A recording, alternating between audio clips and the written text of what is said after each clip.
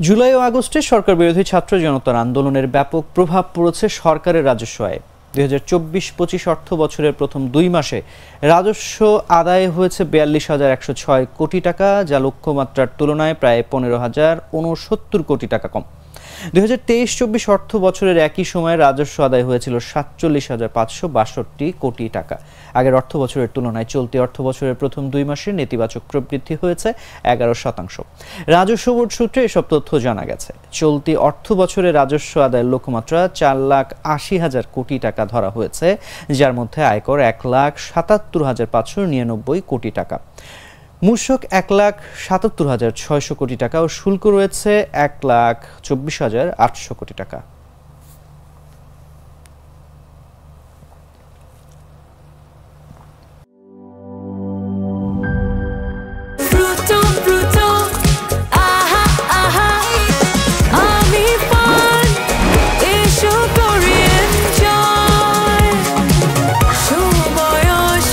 প্রাণ ফ্রুটো, সময় অসময় ফ্রুটোময়।